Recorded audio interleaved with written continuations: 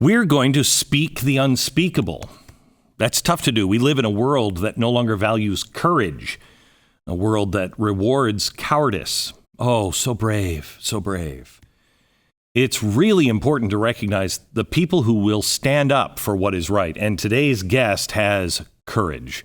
He is a columnist for the Washington Post, a political analyst for CNN. Why would I have him on? Because he speaks the truth. He's an award-winning journalist, and when I say journalist, I mean he's one of the few people who can actually call themselves a journalist. His allegiance is not to the right or to the left, but to the truth. Until recently, roughly about the time Joe Biden took office, questioning the origin of COVID-19 was completely forbidden. COVID began with a bat, and it was in a wet market, and anyone who challenged that was quickly labeled a conspiracy theorist. Well, today's guest was not intimidated. He questioned, he challenged, he's been to China. His courage has paid off. He documents the whole twisted story in his latest book, Chaos Under Heaven, Trump, Xi, and the Battle for the 21st Century. If the greatest test of courage is the willing to sacrifice, he's passed. Please welcome Josh Rogin. Right now, here in America, we have a tremendous opportunity in front of us if we are homeowners. If you own your own home, now more than ever, you can save money when you need it most. Maybe $100, $200, $500, possibly up to $1,000 a month. All you have to do is refinance your mortgage if your mortgage is 3.5%, 4%. Do not wait too long to call American Financing. You could miss the historically low rates, and my feeling is it's going to be harder and harder for people like you and me to get loans in the future. Get a free mortgage review from American Financing. Learn about custom loan programs that may fit your life a lot better, or how a shorter term for your mortgage could save you huge money on interest paid over the life of your mortgage. Or maybe you need to access some cash and pay down the credit cards and shore up your credit. You'll be in a better position for whatever comes next in our economy if you call American Financing. Their mortgage consultants work for you, not for the bank. Call them today. Learn more about it at AmericanFinancing.net. It's 800-906-2440. Call them now. American Financing, America's home for home loans.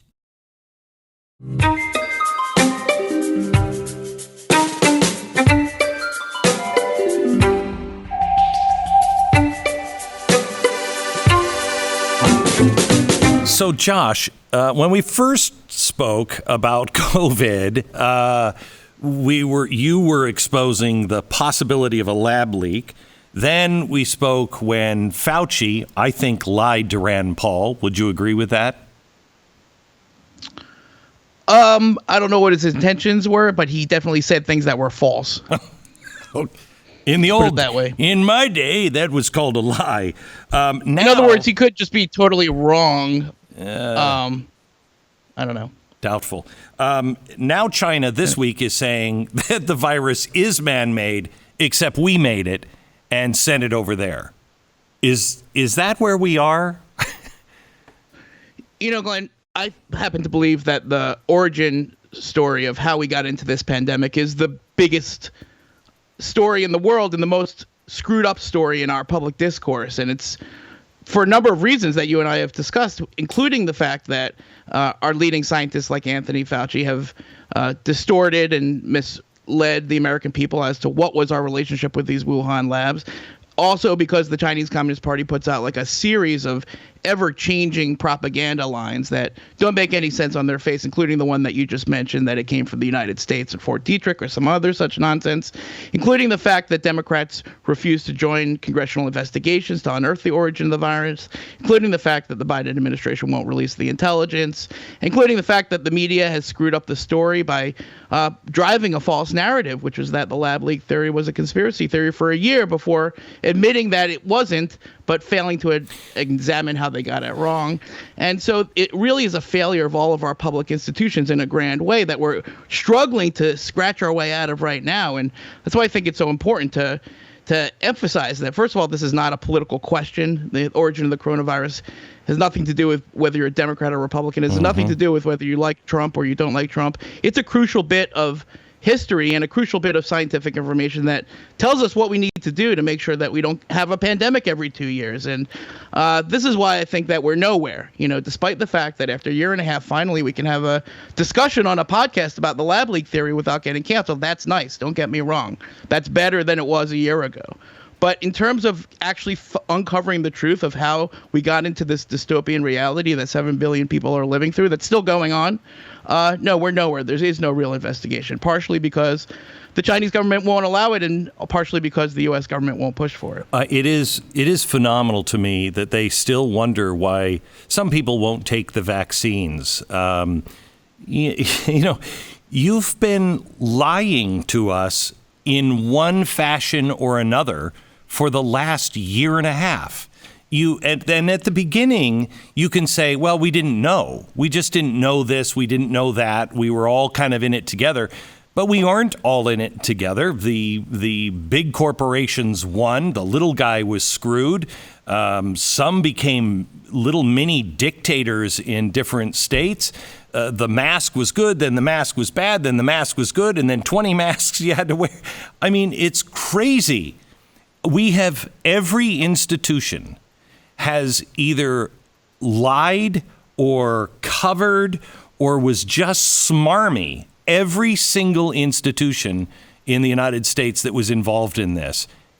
What do you expect a group of citizens to do? Of course, there are people that don't believe you.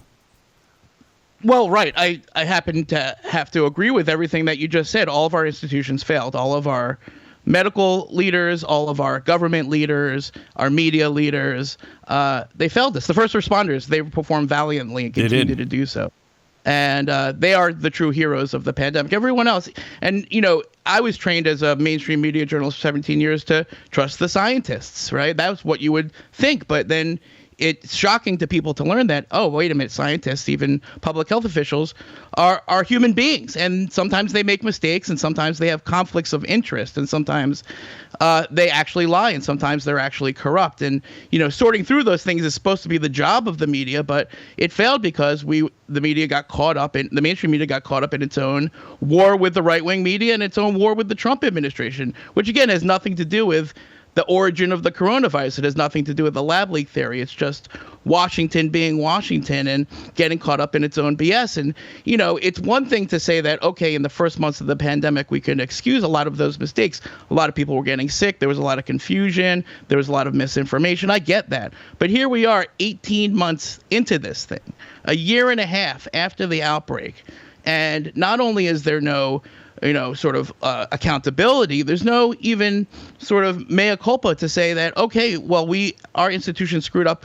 It's not too late. We actually have to still do the work of coming together on fighting the virus and then also coming together and figuring out what happened. And, that, like I said before, that's just not going on. And, again, there's plenty of blame to go around and there's plenty of blame to still go around. But I don't blame people out there in the country who look at all of these records of mistakes and the lack of accountability and saying, why should I believe you? Now, I happen to believe the vaccine, people should get the vaccine, but I can't blame people for not trusting Anthony Fauci when he says get it, because the fact is that there are some bad faith and some good faith attacks on Anthony Fauci. Not every attack on him is valid, but some of them are.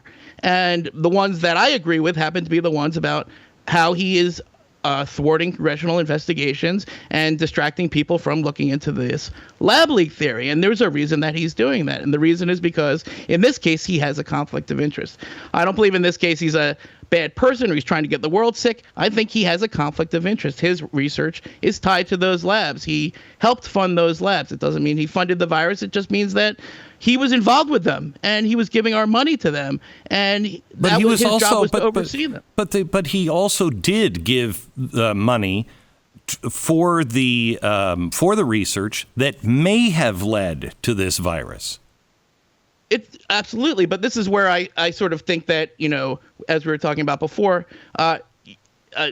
he could give you a scientific or an academic explanation for why that's not illegal. In other words, it's not whether or not So, but that's not the point. The point is not whether or not the specific contract led to the pandemic. The point is that Anthony Fauci was in charge of a system that was transferring huge amounts of scientific knowledge into these risky labs that have no oversight and no transparency in a crisis. And it was his fiduciary responsibility to keep an eye on that, to oversee that, to make sure he knew what was going on in those labs that the U.S. government was funding. And he won't even answer basic questions about it. And how can we have a society where public officials are above questioning by Congress, by the media, where they can just tell all of us to go pound sand and help the Chinese government, in fact, thwart the investigation into the pandemic? I think this is a case that I haven't seen.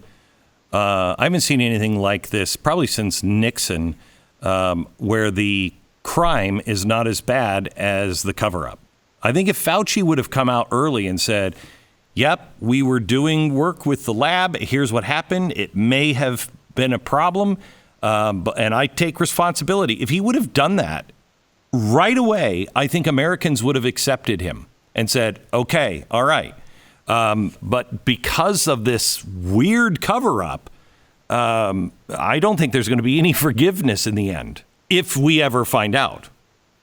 Right. And there's a reason that not just Anthony Fauci, because I think there's a group of people, including Francis Collins, the head of the National Institutes for Health, Peter Daszak, the head of the EcoHealth Alliance, and several other people who are in the business of working with Chinese labs to dig up viruses and play around with them. OK, and that is their business and that is their industry. And I think the reason that they don't want that business to be thoroughly investigated as a possible source of the pandemic is because they're looking to expand that business greatly. And if you just read what Anthony Fauci said in the New York Times about a week ago, he said, we're going to need billions of more dollars of U.S. taxpayer money in order to greatly expand our digging up of viruses all over the world and then bringing them back to labs, including labs in China.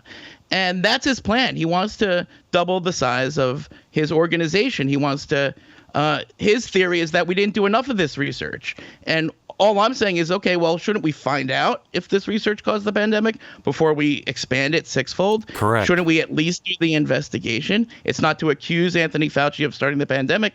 It's to say, hey, you now admit begrudgingly that you don't know what was going on in these Chinese labs. That's what the intelligence shows. That's what the Trump administration released on January 15th. That the Biden administration confirmed is that they had another side of the lab, the side that they worked on with the Chinese military, that where they were doing the coronavirus research they didn't tell Anthony Fauci about. So I could believe Anthony Fauci when he says, okay, we didn't fund the pandemic. That's not the point. The point is that you didn't do your job to oversee your collaboration with these labs that in the crisis tell us to go screw ourselves. And if you think about that problem, you have to ask yourself, okay, well, is it a good idea to continue throwing U.S. money into these labs, especially when we can't even get in, when they won't even let us in the door, when the coronavirus pandemic breaks out on their doorstep? And Anthony Fauci's answer to that on CNN a couple of weeks ago was yes. He says, yes, we have to do. So why would we do this in Japan? If we want to do it, you know, it's like, you know, oh, look how unsafe nuclear power plants are. Just look at Chernobyl. No, that was made by the Soviet Union. That's not a good case to say nuclear power is dangerous. The Soviet Union was dangerous and sloppy. Right. The same thing could be said. You know, if we want to do this research, then let's do it ourselves and do it right. Let's not farm it out to somebody where we don't have any kind of. Why are we moving it to China? Well, originally, a lot of it was moved to China just for that reason. You know, the Obama administration banned gain-of-function research in 2014. A lot easier to sponsor in a country that doesn't have that ban. You know, and then when you think about it, okay, well, then we had cables in 2018 that told us that U.S. diplomats visited those labs and said they were too risky and that they were not following the proper safety standards and that they were doing research on bad coronaviruses and how they could affect humans. They essentially told us, if the lab leak theory is true, that that this could happen at this very lab, and our policymakers failed. Okay, and that's because we put the scientists in charge of overseeing the scientists, and that's because when the Trump administration actually lifted the pause. The rules under which they lifted it were devised by the NIH and Anthony Fauci. And that's why Anthony Fauci can stand in front of Rand Paul and say, I didn't break the rules. It's because he wrote the rules and he knows the loopholes. And he drove a truck through those loopholes. And now he's bragging about those loopholes. And now he's asking for more money to expand those loopholes. And I can't think of anything more dangerous, again, if the lab leak theory is true, or even if it's not true, because what we now know is that these Chinese labs can't be trusted. We now know, and even Anthony Fauci begrudgingly admits that they're not doing open science, actually. They're doing what they're doing for the party, because in China, the science is run by the party. And in China, the scientists only say what the party tells them to say, or they die, or they get jailed and disappear, or worse, okay? And so Anthony Fauci is not in charge of U.S.-China relations, and this is why, because it's not just a science issue. It's a national security issue, and this whole field of research. Didn't we know that when the head of the military's biological weapons program was running it? I mean, isn't that clear? You had this battle, and this is detailed extensively in my book, Chaos Under Heaven, which I wrote in the middle of this pandemic. And it details that what happened inside the Trump administration was that the national security people said, we have a problem here, and this might have come from the lab, and we need to look into it. And the health officials said, no way, don't worry about it. And Xi Jinping told Donald Trump, no way, don't worry about it. And then they threatened the United States and said, if you want your PPE and masks, this was in the first months of the pandemic, you'll shut up about these labs. And then they went around the world and did the same thing, bribing and coercing and threatening countries all over the world. There's a reason that the Chinese government cover-up is centered around the labs, right? There's a reason that they won't let anybody into the labs, that they've squashed all the science. They're censoring all their scientists. Any journalist who said anything different was jailed or disappeared. And so there was a ton of people inside the national security community, including inside the Trump administration, who were sounding this alarm, but they were shouted down. And then when it burst into public awareness, the media took the side of the scientists. And this was led by, a combination of sort of source bias and anti-Trump bias and confirmation bias and, basic laziness and incompetence that runs most of the mistakes in the mainstream media you see to this day. I mean, I worked in 8 different mainstream newsrooms, okay? It's not really a conspiracy. It's usually just groupthink and incompetence. That's exactly right. And I think a lot of these newsrooms followed Peter Daszak and Anthony Fauci. You told them, don't write anything about the lab leak theory. That's crazy. And they can't admit that they got captured by their own sources, that actually they didn't do their jobs. And, they don't want to get dunked on by the right-wing media and the MAGA media. But, I'm part of the mainstream media. I have no problem admitting when they get something wrong and when the right-wing media got something right. And it's the same thing with Trump. If you read my book, you'll see that there's some praise of Trump and there's some criticism of Trump. None of our public figures are infallible. We don't live in a society where we have dear leaders and supreme leaders and kings and princes, right? We live in a society ruled by men, right, with systems of oversight and accountability. And that's what broke down here, because all of those systems didn't want to admit that even people like Anthony Fauci could make mistakes, could have flaws, could have conflicts of interest. But that's the reality, and that's what we have to sort through right now. I don't think the Biden administration is ready to come around to that, frankly. They still want to just throw up their hands and say, oh, well, we'll never figure it out. That's what you're going to see when they have this 90-day intelligence review. First of all, what about the intelligence community? How can we have the intelligence community review its own failure, right? Think of the failure that's ongoing. And if you read the articles about this review, it's really crazy and shocking, because what they always say is, well, the intelligence community is starting to look at a bunch of data that they didn't look at from the Wuhan labs until last month. And to me, that strikes me as, why didn't they look at it? Why did it take them 18 months to look at their own data, right? And then every article you'll see about this review says the next thing it will say invariably will be, well, it's a lot of stuff, and they don't really know what to make of it. They don't have any Chinese speaking, scientist intelligence guys, to which my reaction is, why not? How is it that we spend $80 billion a year on these agencies? They don't have any Chinese speaking scientist analysts? How did they miss that? And that's what that leads you to is the inevitable conclusion that this Wuhan lab thing, again, we don't know if it's true. I'm just saying we need to check it out. Why can't we check it out? Don't tell me not to check it out. But if it is true, it's the biggest intelligence failure since, 9/11 and WMD put together. It means that we've been spending our national security budget 10 times that of the rest of the world combined on the wrong stuff, on targeting jihadis in Yemen, and nothing on watching a bunch of risky labs run by the Chinese military right next to where the pandemic broke out. So the intelligence community is good. But no, I was just going to say this is what happens. That's a scandal. It is a scandal, but that's what happens when the groupthink, if you will, all says that China is the model for the next generation, and they're not really enemies, and we got to work together with them and see their point of view. No, I mean, there's a growing number of Americans that are very, very clear. China is not the friend of humanity, free humanity, not just the United States, but freedom itself. And we've been playing footsie with them. I mean, we just elected a guy whose son is deeply in bed with the Chinese Communist Party. What are we doing?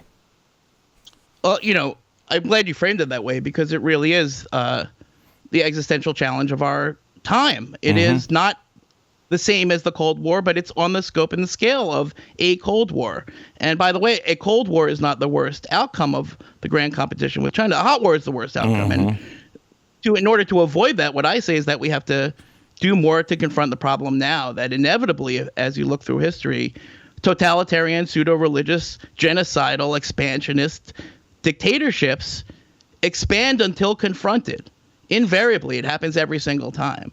And so by ignoring the problem, we actually make the situation much more dangerous. And that's why I think you saw in the Trump administration a lot of different groups of people push for a turn of American foreign policy that the Biden administration, to its credit, has continued. But the problem is that we're moving way too slow. And yes, as you point out, now there's this sort of counter argument. Oh, China's not 10 feet tall. They're only 6 feet tall, so we can all go to sleep again. Don't worry about it.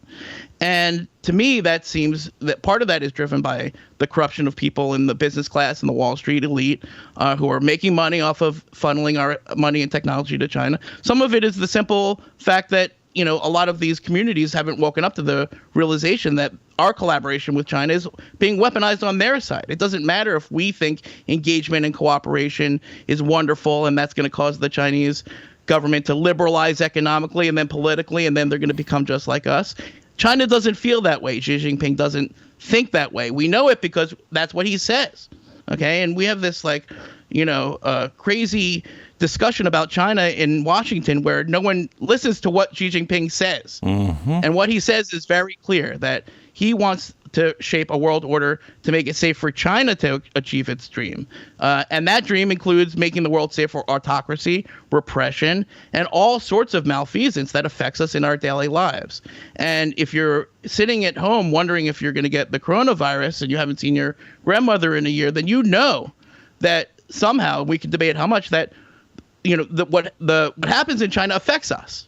The pandemic should have made clear to every single human being that what happens in China relates to us. It affects our national security and our public health. And if you can't collaborate on a pandemic, and we can't because they are telling us to go screw ourselves when we asked to go inside the lab that is right next to the outbreak, which had all the bat coronaviruses in it, where they were doing all the bat coronavirus research. Hey, can we look inside that lab? No, go screw yourself.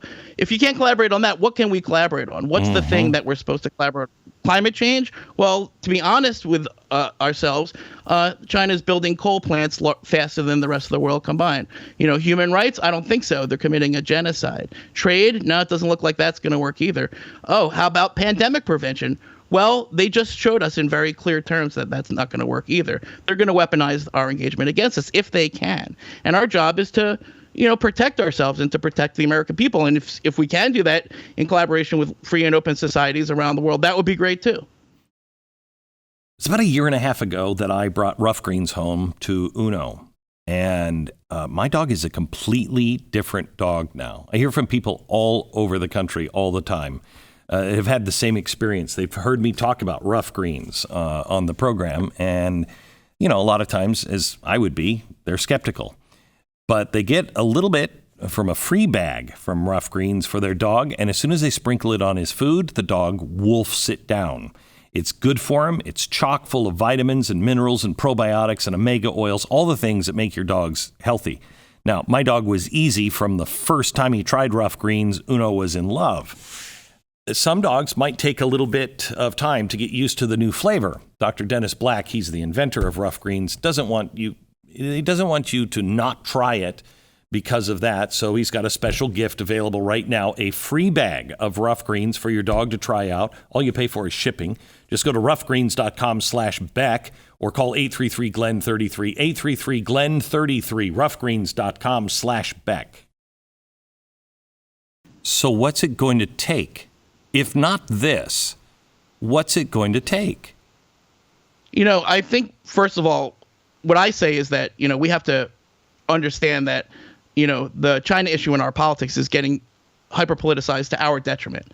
And we have to understand that, what it's actually going to take is for both sides of our politics and our society to come together on what essentially is a shared problem. I realize that's a tall order, okay? But what I see is that these debates over how to deal with a China that is increasingly expansionist, aggressive, repressive, and interfering in our lives are taking place not just in Washington, but in academia, in the tech sector, on Wall Street, in our sports, in Hollywood, right? Uh-huh. All of these major industries are affected by the CCP's strategy and malign behavior. And we all need to start talking to each other about it. We all need to start finding where we overlap in terms of ways that we can work together. We can't find those places because if we disagree, we're hate mongers, bigots, racist, whatever. I mean, how do you have a conversation with the NFL or the NBA about China when they'll ban anyone from saying the truth about China, and it's turned around on people that are just saying, well, can we just talk about the facts here? You're turned out, right. They're doing the Chinese government work for them. Right. It's a perfect example because, when the NBA got punished to the tune of $400 million for one tweet against I Stand With Hong Kong. One guy tweeted that, and they were all of a sudden $400 million of their revenue disappears in a second. That was a wake-up call, okay? Maybe not for Adam Silver, right? Maybe not for Joseph Tsai, who is owns the Nets and is an Alibaba founder, but for millions of NBA fans who realized in that instant that, if we want to preserve our freedom here in America, we have to stand up to China exporting its repression onto our shores.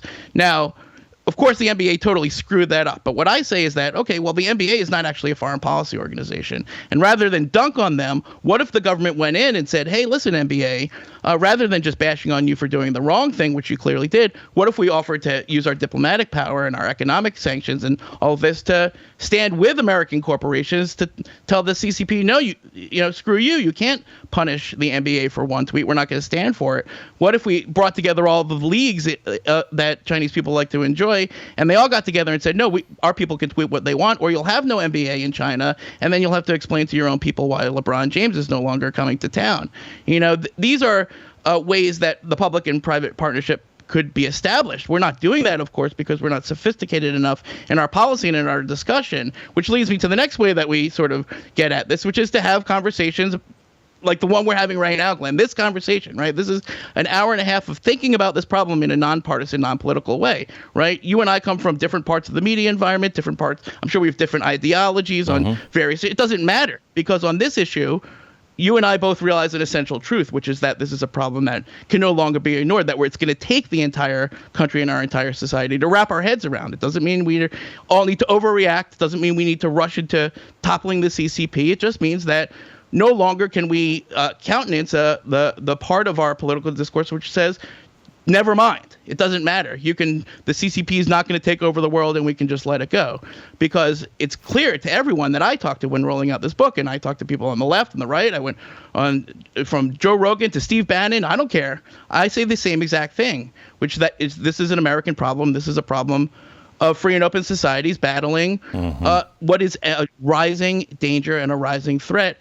And it's a complex problem that's going to require solutions that have costs and that have risks and that force Americans to sort of choose between competing interests and go against our sometimes instinct to maximize profits. And that's a really difficult conversation. I'll tell you, when Trump first put the sanctions on them, I'm not a fan of sanctions. I don't like, trade barriers. But I called him and said, I have to tell you, what you're doing with China, I can't believe I'm saying this, but it's right. You're the first one that's actually taking a tough stand against China. Every single one, Republican and Democrat, have bowed to China. And I don't want to get into a war with them. I don't have anything, against China, except we're living through what is probably going to end up being another Holocaust, and we'll all go, gee, I didn't know, when we clearly know. I don't want a war with them, but I also don't want them to rule the world. And what they did with the PPEs, what they're doing with 5G, if I'm not mistaken, that is what they traded for, right? We'll give you the PPEs, but you're going to take Huawei's 5G. Explain why that's so bad. Yeah, that's what happened in Brazil. And again, the goal here is to avoid the conflict with China that neither side seeks, right? To find an accommodation whereby they can have their country. It doesn't mean we're going to shut up about their human rights, but that we're primarily concerned with how they operate in our societies, that we're primarily concerned with protecting ourselves and ensuring that we have the same national security and public health and economic freedom and prosperity that we have had this whole time, more or less. And that the Chinese Communist Party has not agreed to that. They are not on board with that plan. They are not convinced, despite the tariffs, despite the sanctions, despite all of the public condemnation. We have to be honest about the fact that nothing has changed their calculus so far. And there's a risk of going up this escalation ladder, right, that we have to be conscious of. But that's still not an excuse to ignore the problem, And when it comes to China's actions around the world, what they did in Brazil was they said, if you want your shots, you have to take our Huawei. And Brazil folded, right, because how could they deny their people life-saving medication in a crisis? Although I would just say that the Chinese shots are largely not really that good, especially against Delta, but that's a separate issue. What they did in Paraguay was they said you have to drop diplomatic recognition of Taiwan. In other words, the party doesn't just operate in its economic interest; it threatens and blackmails countries in its political interest. Okay, and that's a different kind of problem. And the Paraguayans said, no, screw you, we can't do that. But at the same time, it caused that government to suffer greatly and those people to suffer greatly. So they're torturing and blackmailing countries. They punished Australia in the middle of a pandemic by shutting down its beef and wine imports, which is like 40% of their agricultural economy in the middle of a pandemic, for asking about the COVID origins. Okay, that's a capricious form of cruelty.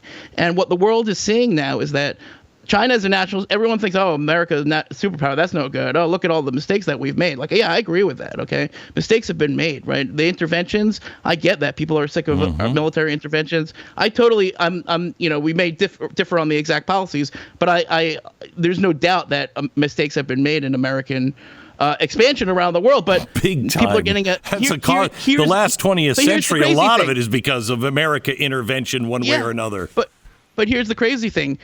The alternative, a Chinese-led world order, is much, much, much worse. Yeah. And I think, that's what people are coming around to realize.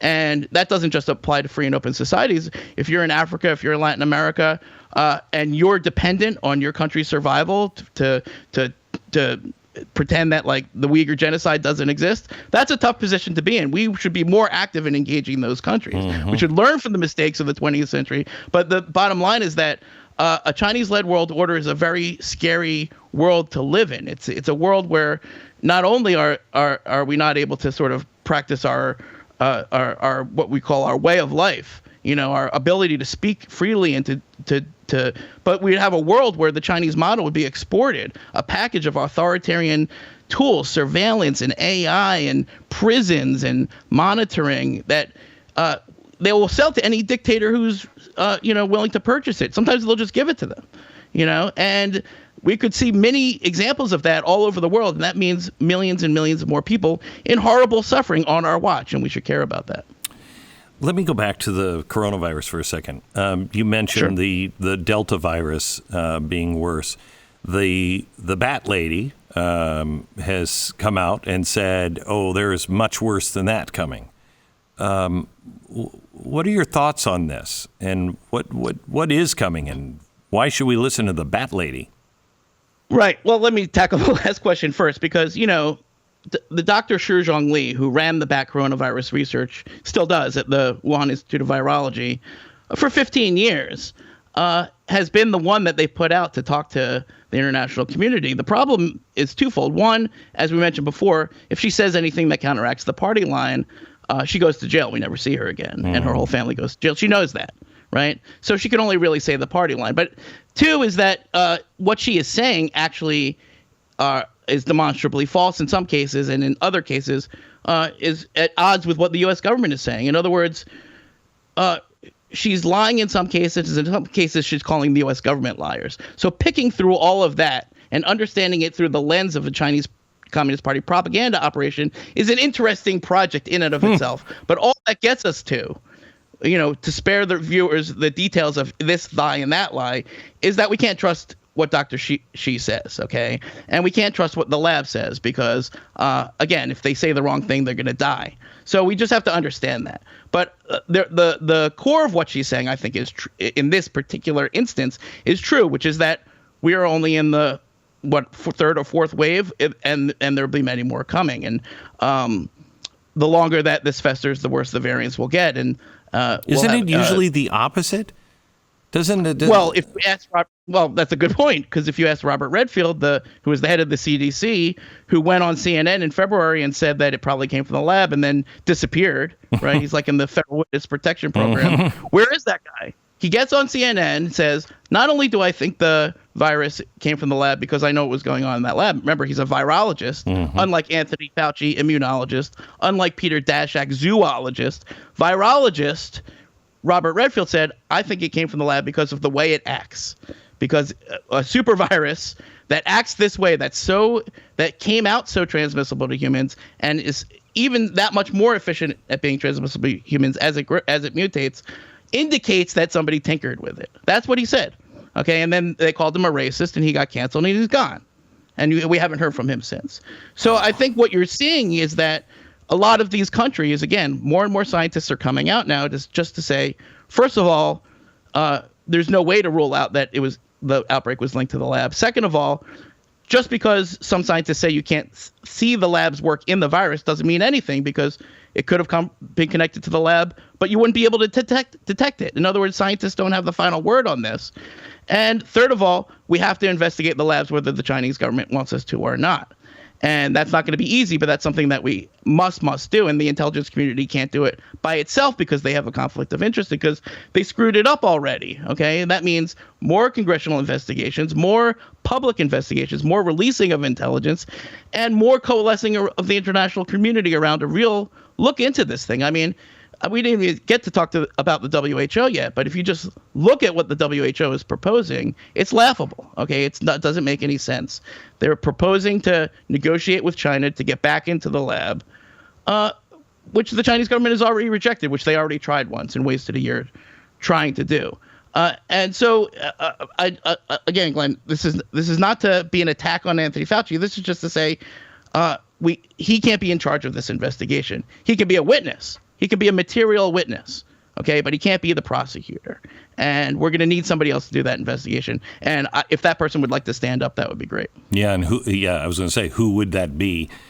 It's got to be Congress. That's the only way I see it going down. And that means we're going to have some Democrats, or wait until see if the Congress flips. If the Congress flips, then you've got subpoena power in a day. And, Anthony Fauci is going to be in a lot of hot water.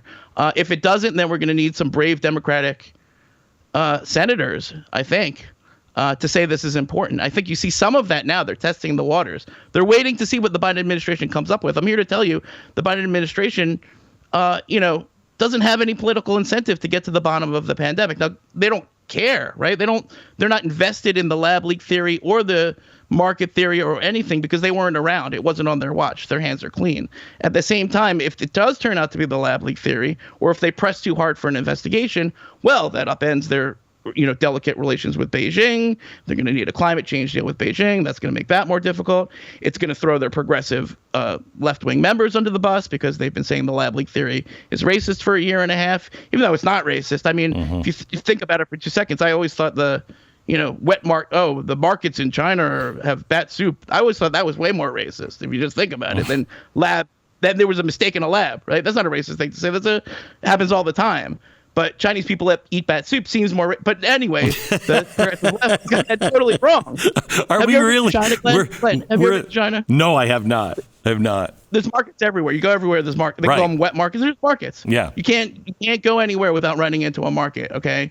It doesn't mean that it's all weird and that the pandemics are coming out of the markets. We got to close down all the markets. That's crazy. Of course, the Chinese are never going to do that. They disavowed the market theory. The Chinese CDC said it didn't come from the market.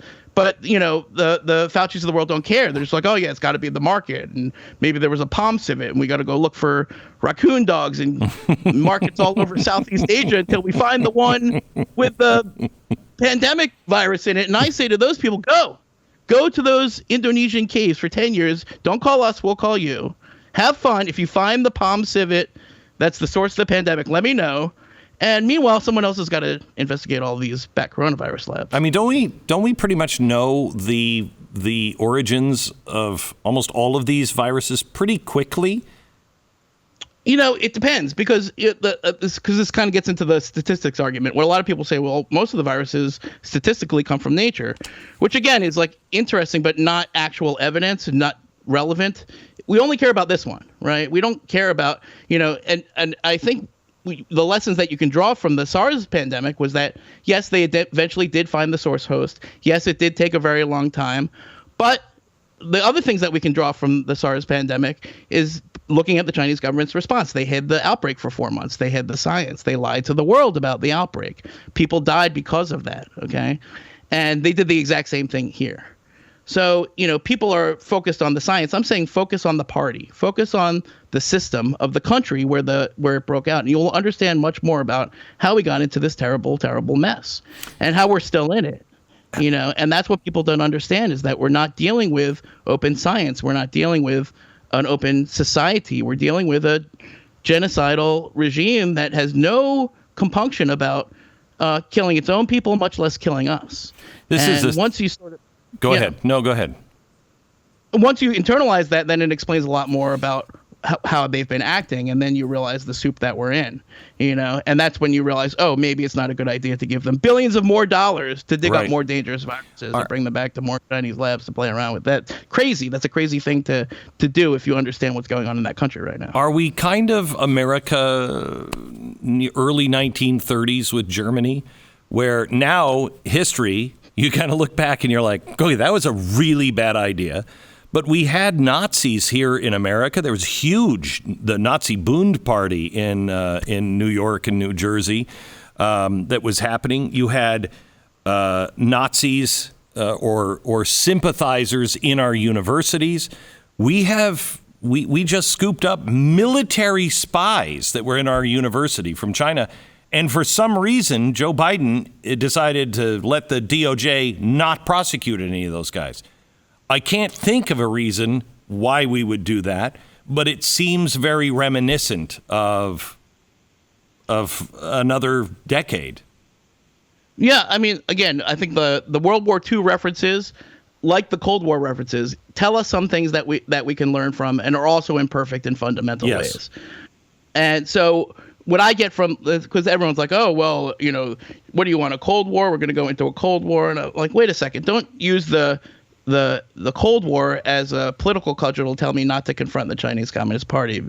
And there are some things we can learn from the Cold War. Similarly, the main thing that I learned from, from my reading of the history of how we got into World War II is that when it comes to nationalist, socialist regimes that are willing to commit genocide and are increasingly militarily aggressive, their appetite grows with the eating. Yes. And that the exact wrong thing that you can do is to appease their ambitions because it emboldens them to become more powerful and more dangerous, okay?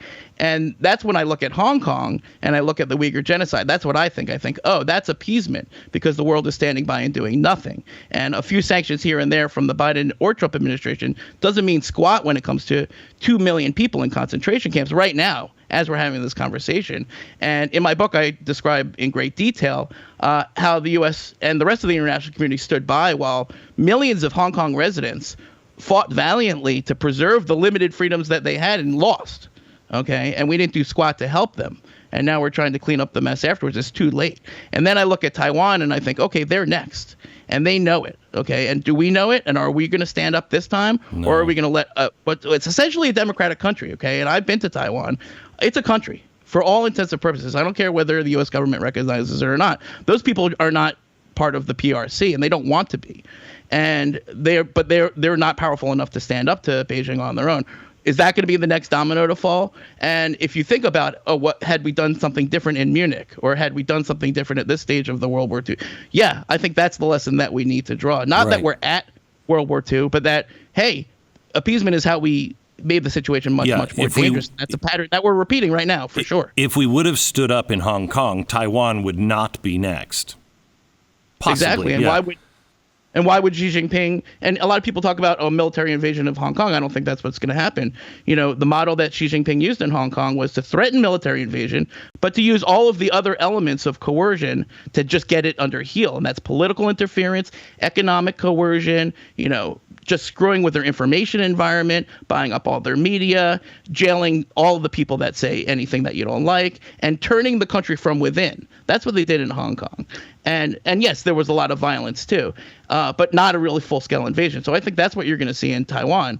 Tons and tons of coercive pressure, and selling them a bunch of tanks is not going to fix that. So can the United States under the Biden administration marshal the international community to give Taiwan the ability, the capability to defend itself from those things? I don't see that happening at all. And then if they take Taiwan, then I think it's all downhill from there. Yeah, if they take Taiwan, don't they?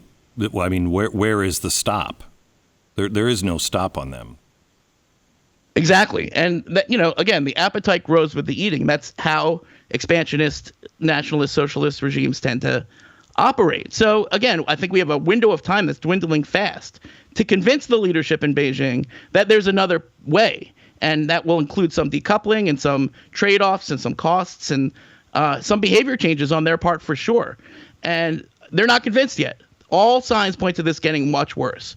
Everything we see, all the data, all of their actions, and the Trump administration was good in flipping over the chessboard, but they were bad at setting it back up again. And that's what the Biden administration is trying to do, but they're slow at it. And they're caught with their own internal contradictions. And they're still thinking in sort of a 2016 kind of world when the Chinese are thinking in a 2025 kind of world. And, when you talk about the pandemic, we think of it as like we're having these discussions. Oh, should kids get masked? Can we go out for a beer? They're thinking about which industries to invest in. They're thinking about which continents to purchase. Okay, they're thinking about the economic devastation, how they can first take advantage of that, and then take advantage of the rejuvenation and the reconstruction, and then use that to advance their political agenda. In countries all over the world, we're not playing that game. Why is it that China has vaccine diplomacy with all of these countries and who don't want to be under the thumb of the Chinese Communist Party just to save their citizens' lives, and we have no counter to that at all?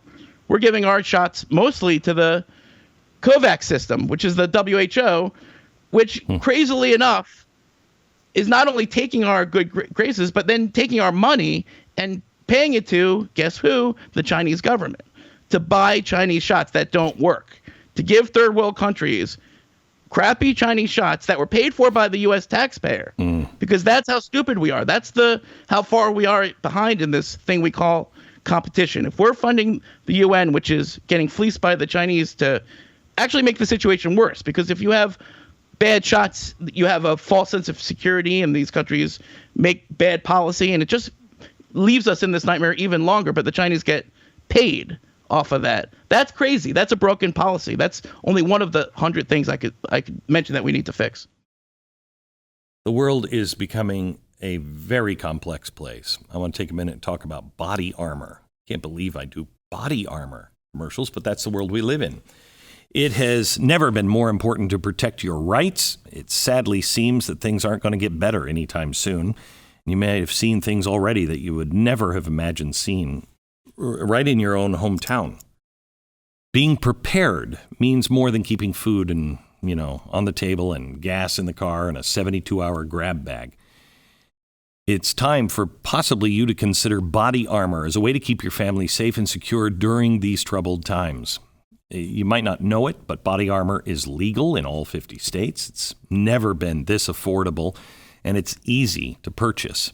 Our friends at AR 500 Armor have made buying body armor easy, approachable, and affordable. And if you're unsure of what type of armor you need, or you just need some pointers based on your needs, they have you covered. AR 500 Armor. They believe body armor should be accessible to anyone who wants to offer their family the protection that they might need and still have money left over for food and gas in the car. In fact, that policy, that philosophy is been going on for 9 years that they've been in business, and AR 500 Armor has never once raised the price on their flagship $65 rifle-rated plate. So don't wait. Go to ar500armor.com/Beck. ar500armor.com/Beck. Use the promo code Beck at checkout. Get 20% off the special offer for just this audience. Tell me about the Uyghurs and what's really happening there and how much we know. Yeah, Glenn, I mean, this is the issue that I find in talking about China that connects with people the most, but it's also one of the issues that the Chinese government spends the most time trying to lie about and spread disinformation about for good reason, is because it's horrific. And it is the largest mass atrocity on our planet, and it's getting worse, not better. And, people will quibble over the definition of genocide, right? Definition of genocide is a legal determination, to be sure.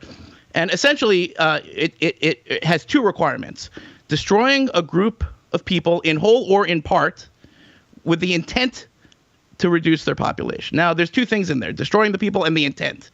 So what some defenders of the CCP will tell you is that, well, we don't really know what their intent is. Maybe the Chinese government screwing with the Uyghurs because they screw with everybody, and maybe they're just concentration camps are terrible, but they're not genocide. What I say is, first of all, that's wrong. Second of all, it's irrelevant. In other words, we know their intent because of the documents, because of what they say and what they do and what they write, that people are too lazy to read and translate, but it's very clear, okay? When you have things like mass forced sterilization, when you have things like mass forced abortion, when you have things like stealing tens of thousands of children from their parents and educating them in schools thousands of miles away, implantation of IUDs on a mass scale, that's an intent to reduce the size of a population. That's genocide, as far as I can tell. Now, even if you don't believe in that, what's happening there is horrific. And what I did in the course of reporting my book, Chaos Under Heaven, is that I interviewed a bunch of the survivors, okay? Because whatever statistic you want to throw at me, these are real people, and their stories are horrific, and their stories are true. Their scars are real. They didn't invent the scars that they showed me.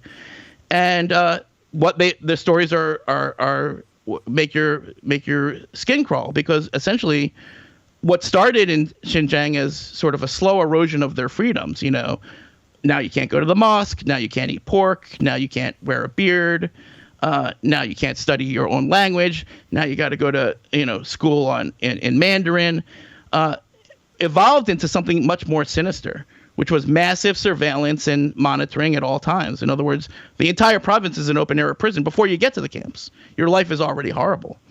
And then there were the camps, political indoctrination, torture, all that stuff. And then when you get out of the camps, your nightmare is just beginning, because then you got to go to the factory. What factory? Shut up. Get in the car. We'll take you to the factory.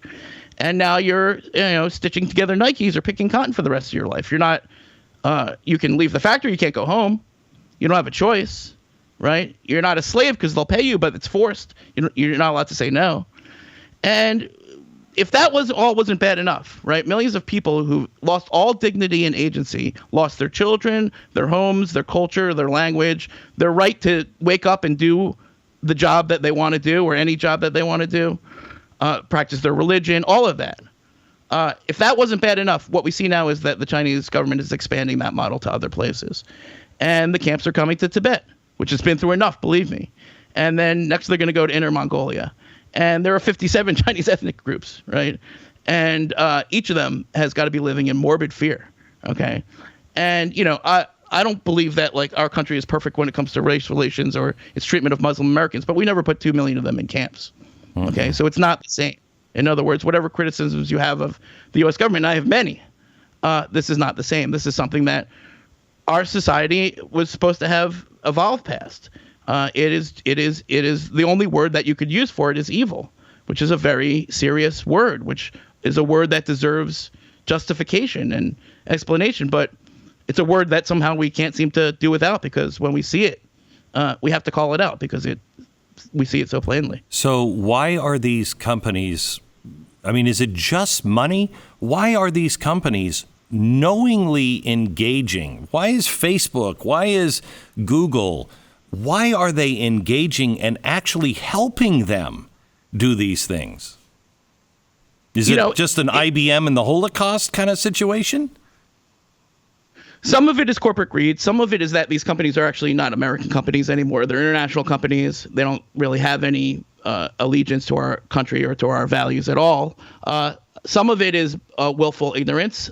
Some of it is, that they're corporate hostages, that they've gotten into a mess by doing business in China that they thought was going to be fine, and it's not fine. And now they have no choice because they have to kowtow to the CCP at every opportunity. Now, none of these companies is going to voluntarily do the right thing. And what we're finding is that, only through dragging them into the reality that this is actually not just the right thing to do, but also in their long-term business interests. Because essentially, if you're in the business of being complicit in slave labor or genocide or crimes against humanity, eventually that's going to catch up to you.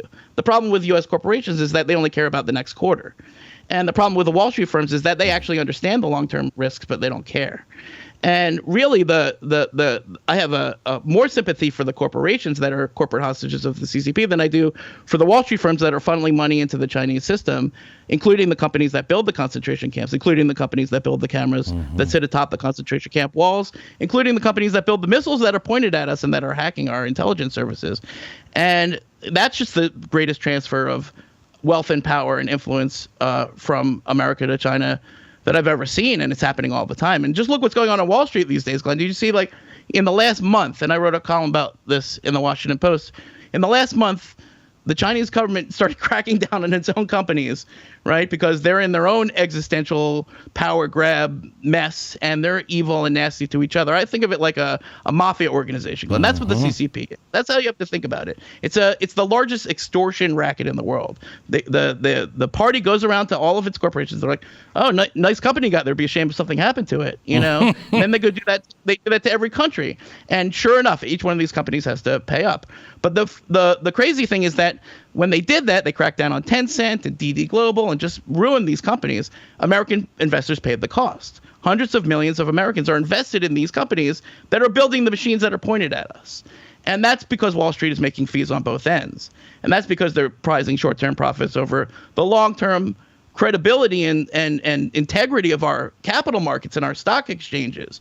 And if you just think about the grand strategic competition, how can we have a government that's going to sanction a company in China for building concentration camps, and then Wall Street comes in and gives it 10 times as much money from your pension fund, from my pension fund, from the Army's pension fund? It doesn't make any sense. That's how stupid we are. That's how crazy we are. That's how far behind we are in this competition, that we have a system where the Congress passes a law, and then a year and a half later, the State Department says, okay, this company is going to on an entity list. You can no longer trade with this company. And then Wall Street comes in and gives them $1 trillion, $10 billion. Yeah. And they're richer than ever, that's it. And people at Wall Street, people, or even Wall Street journalists, are always mad at me. They're like, well, that's risk. People are doing. No, it's not the regular risk. It's when they don't understand. We're dealing with a nationalist, socialist, totalitarian, expansionist, genocidal, psychotic mafia organization that's funding the richest country in the world, and we have to think about it differently. So you just used a lot of terms. The CCP is communist, but I'm not sure communist is the right way to describe them. They're becoming, and maybe have been for a while, an oligarchy where you have these oligarchs that kind of rule, except, unlike Russia, well, I guess maybe the same is in Russia too with Putin. You step out of line and you're dead. You're gone.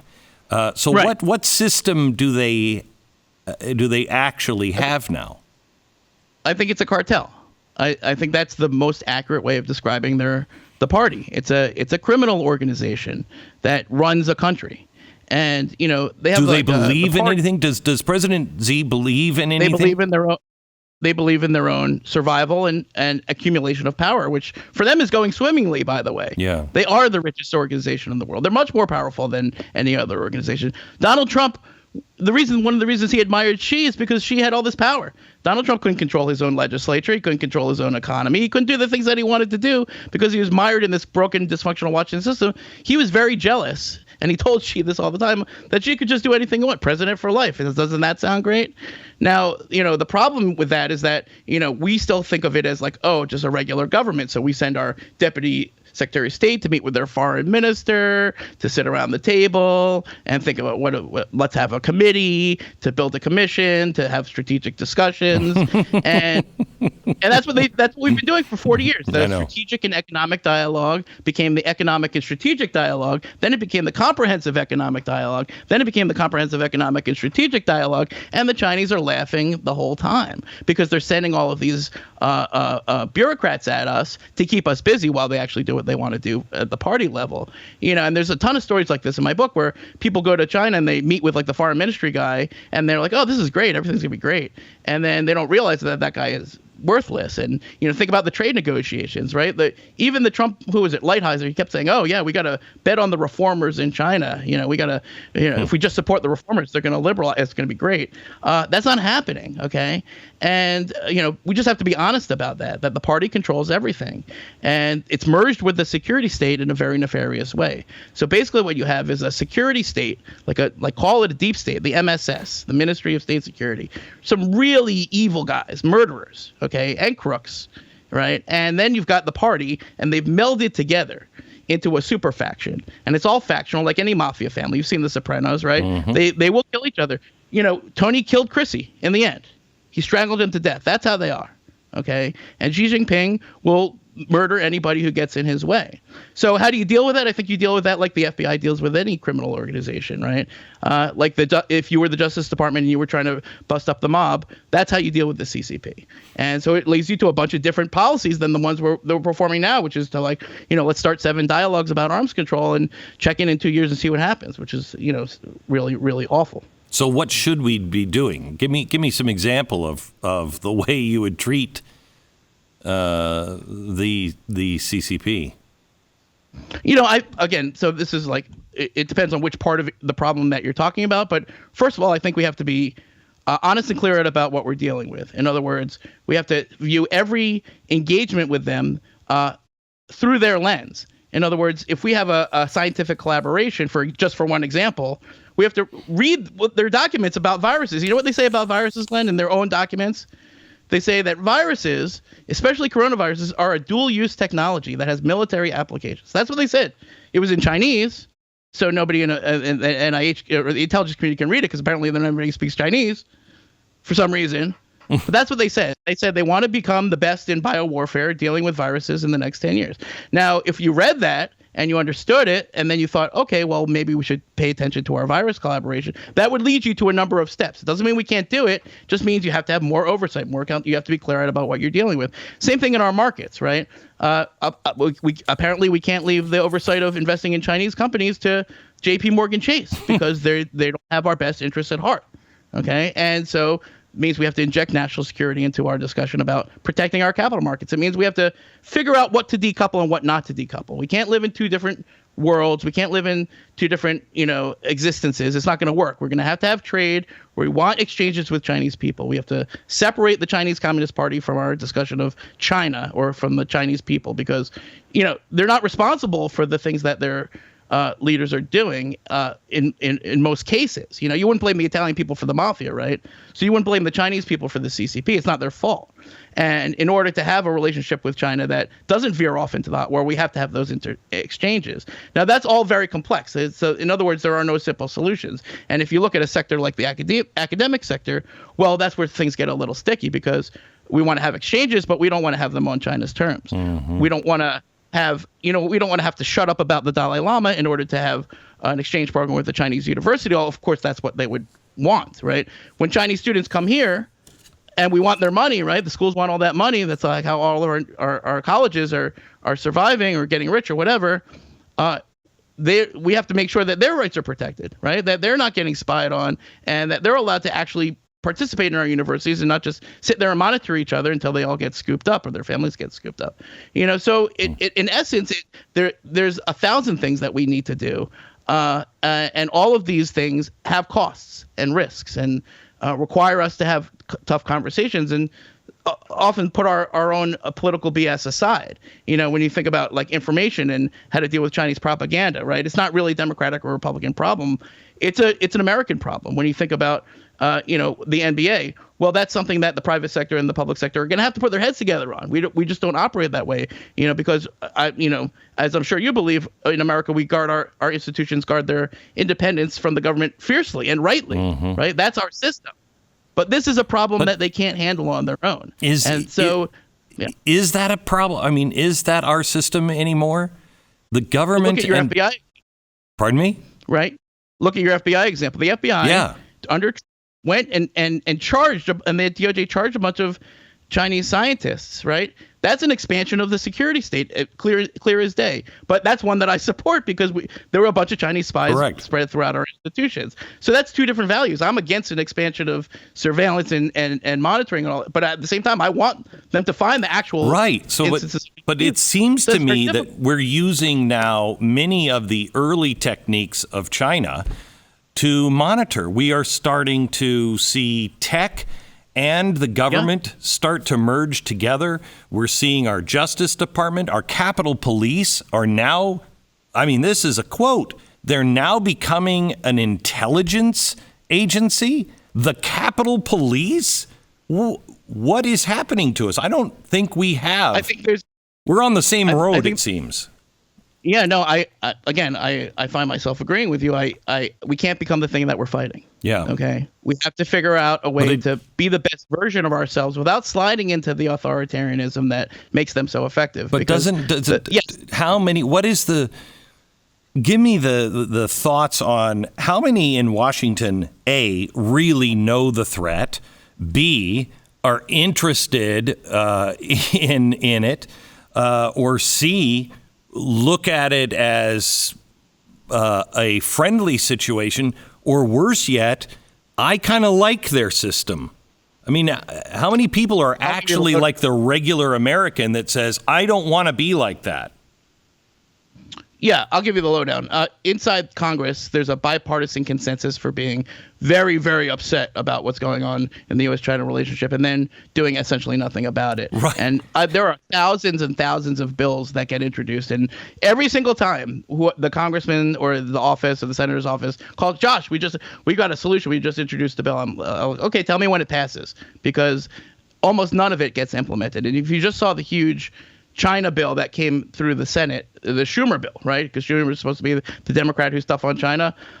It doesn't really do shit. And the problem is that the House is not even going to pass it. So it doesn't even do the little things that it's supposed to do because there's very little chance it's going to become law. So Congress cares a lot, but it's so dysfunctional. They're basically useless. Now, that they're good in terms of education and public pressure and getting the government to do things. Now, the Biden administration is split between those three camps, right? One camp is people who want to do more on China, right? The other camp is people who think, no, we just got to go back to business as usual. These are the business interests. These are the Wall Street interests. That's the trade groups. That's what you see right now. You see the pushback to the pushback. Right. That's the phase of this thing that we're in, where they say, wait a second, you crazy China hawks in Washington.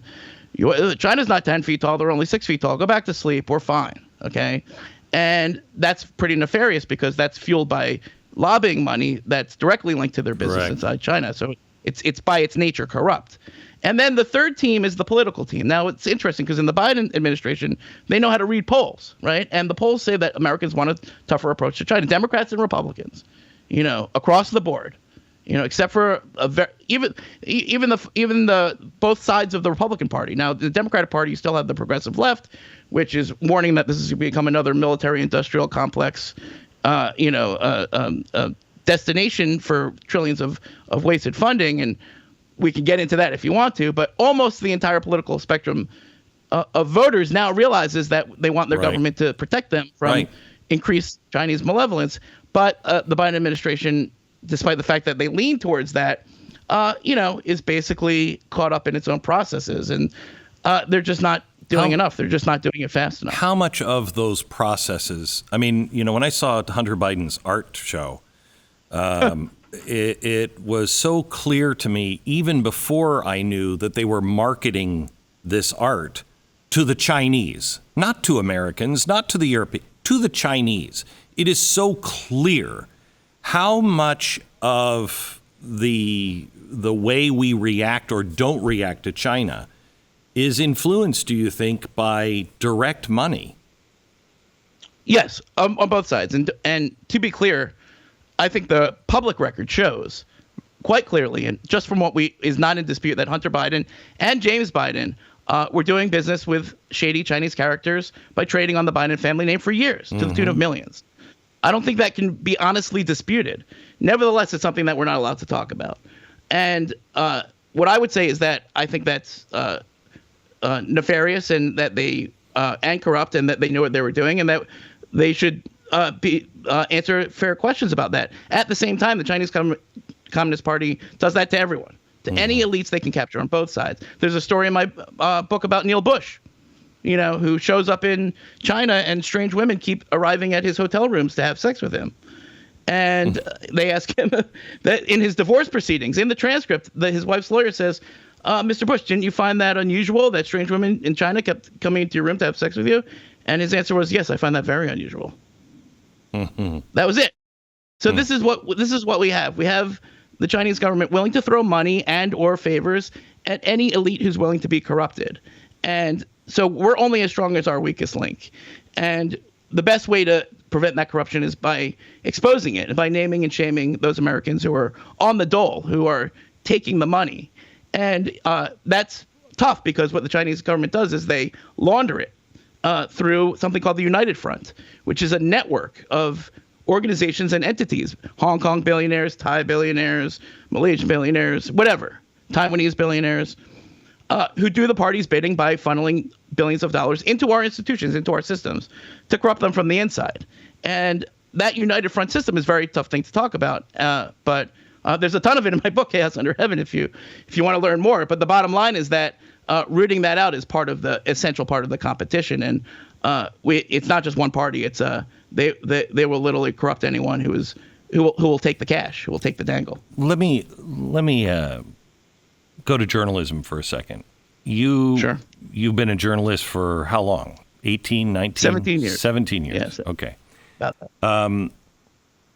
Except you are now being positioned as an op-ed writer. When you write things, I am an op-ed.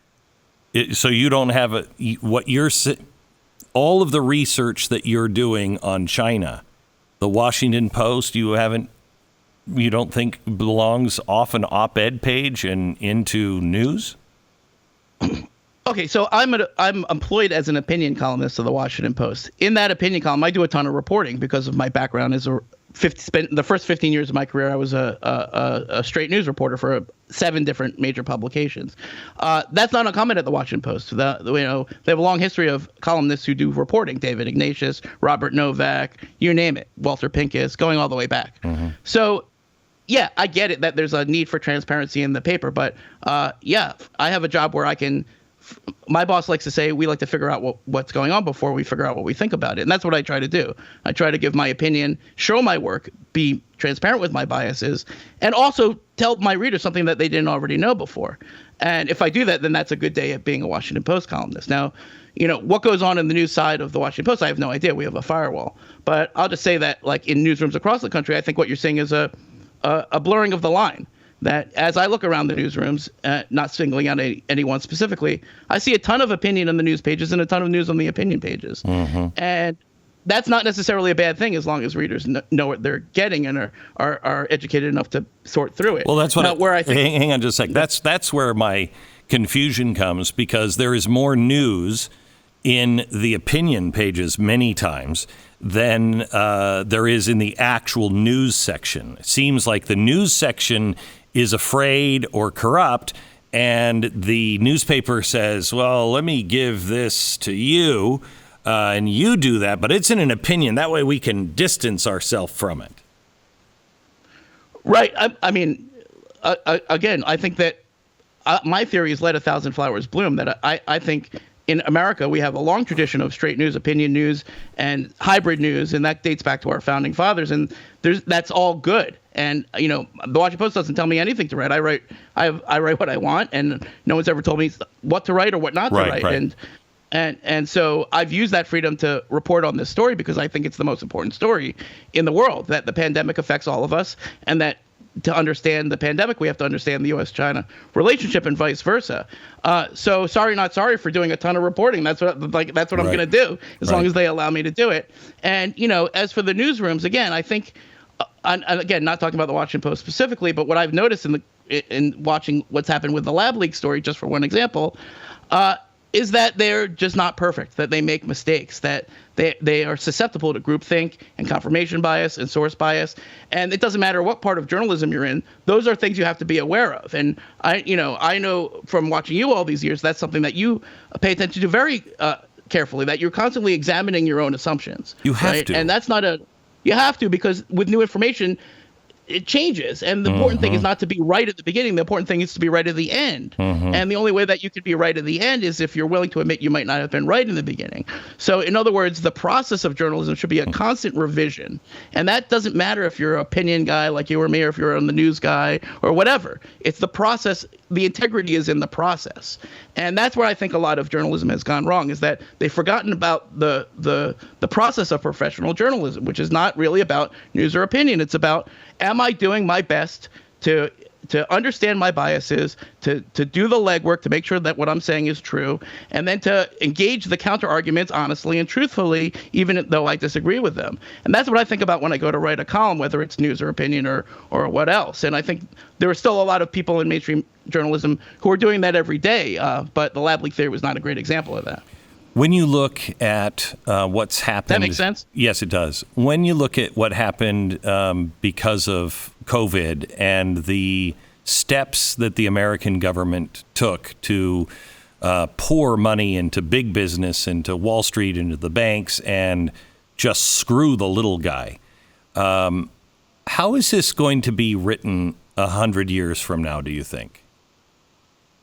I think it'll be an example of sort of the severe damage done by the Beltway lobbying complex, right? This is the people who get paid off during these crises are always the people who are well connected in Washington, and this is just the latest boondoggle. And we're talking about trillions of dollars. It doesn't matter if you're looking at those COVID bills. Remember, they're like, oh, there's $1 trillion there, $3 trillion there, there's another $3 trillion. What's in it? Don't worry about it. Just so chock full of corruption that no chance of achieving the aims that they were set to achieve. And then the second thing I think we'll realize is that throughout this pandemic, which again is only beginning, right? This will be a many, many, many year event. That's if we don't get another one, but just this one, in terms of the economic effects, the industrial effects, the humanitarian effects that will happen all over the world from countries that are still suffering. As the international economy is destroyed, that will hamper our own recovery. And then the actions of bad actors like the Chinese government, which are going to come in and exploit all of that. I think what we're going to realize is that we failed to look past our nose, and that we're stuffing money into every hole that water is coming out of without thinking about what happens in 6 months from now, much less 2 years from now, much less 10 years from now. Think about the different industries that we're going to need. Think about the technologies that we're going to need to onshore, right? I mean, it could be anything. It doesn't have to be 5G, by the way, Glenn. It could be masks. Right? Never in 2018 could you pitch a mask factory in the United States. It doesn't make any sense, right? Why would you build a mask factory in the United States? It makes no sense at all. But in 2021, you don't have to make that argument. We're going to need our own masks. You know why? Because last time we were in a pandemic, we got blackmailed over masks to shut up about the coronavirus origin, and there's going to be another pandemic. So I guess we're going to have our own masks and our own vaccines and our own chemicals and our own medicines. And these are big, big reorientations that the infrastructure bill, laden with fat as it is, doesn't even try to address. Right. So I think that's what history will judge us for. One last question. Your book is Chaos Under Heaven. And if I'm not mistaken, that comes from Mao. Right? That's right. Why Chaos Under Heaven? Explain what that is. The quote, which was attributed to Mao, but we couldn't actually figure out if he actually ever said it, goes like this. There is great chaos under heaven. The situation is excellent. And Mao is said to have believed that the more his enemies found themselves in internal disarray, whether it was the Japanese or the Kuomintang or whoever, the better it was for the Chinese Communist Party. That's the attitude that Xi Jinping has right now. That the more we're caught up in our own personal dysfunction, talking past each other, debating minutia, attacking each other, and living in a society where our focus is on what can divide us rather than what can unite us, that all redounds to the benefit of the Chinese Communist Party. And that's what I saw during the Trump administration. I saw a lot of good people inside the Trump administration trying to get their heads around this very serious and very urgent problem, but that the chaos, not just of the Trump administration, although it was extremely chaotic, as you well know, but in our society and in our discourse, made that effort all the much more difficult and less successful. So until we fix that, until we fix ourselves, until we realize that we all have some sort of shared patriotism, if not shared humanity, the chaos will only continue. I remember saying about 2009, I said the operative word in the future is going to be chaos, and anyone's that trying to add chaos is going to be a big part of the problem, because there are too many people inside and outside. They understand if we can just divide and just keep us fighting. I keep thinking, what are all of the things that are actually being done? What's actually happening while we're arguing over nonsense? Just nonsense. The world is changing under our feet, and people will wake up one day and go, when did that happen? While you were arguing. Yes, we have to wake up to the challenge of the Chinese Communist Party. We have to wake up to the fact that this is the most important foreign policy issue that any of us will ever deal with, in my opinion. And we have to wake up to the fact that we're dealing with an organization that means us harm, okay? That is not a benign actor in the world, that is intentionally and deliberately and comprehensively seeking to undermine our security, our prosperity, our freedom, and now our public health. And that's a problem of a scope and scale the likes of which we haven't dealt with in our history. It is the greatest challenge that our country has ever faced, and we do have the capacity to rise to it if we decide to do so. Josh, thank you. We'll talk again. Thank you. Anytime.